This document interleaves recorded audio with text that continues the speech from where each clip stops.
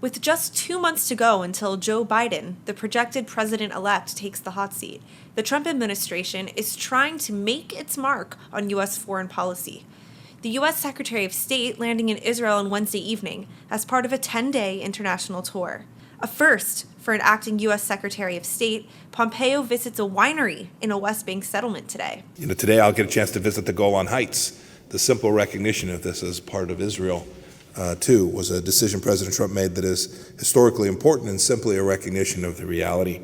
The Psagot Winery welcoming Pompeo after in 2019 releasing a special edition bottle of wine named in his honor. On Wednesday, the U.S. Secretary of State holding meetings and press conferences throughout the day, reinforcing the Trump administration's commitment to Israel over the last 4 years. During his visit, announcing that goods made in West Bank settlements will now be labeled Made in Israel, calling the BDS movement anti-Semitic. During the Trump administration, America stands with Israel like never before.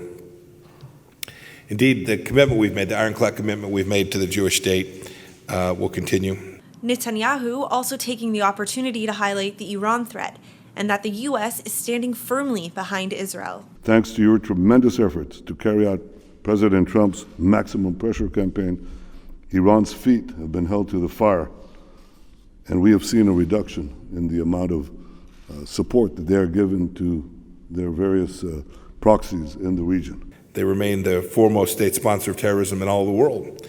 And Israel has provided outstanding support to our pressure campaign, which we have no intention of relaxing. The countdown until the end of Trump's 4 years has begun, and the Abraham Accords, his Middle East peace effort, is something he won't let the world forget. These agreements also tell malign actors like the Islamic Republic of Iran that their influence in the region is waning and that they are ever more isolated, and this shall forever be until they change their direction. It's unclear if the Trump administration will concede the election anytime soon, but in the meantime, the president's still taking every opportunity to make history.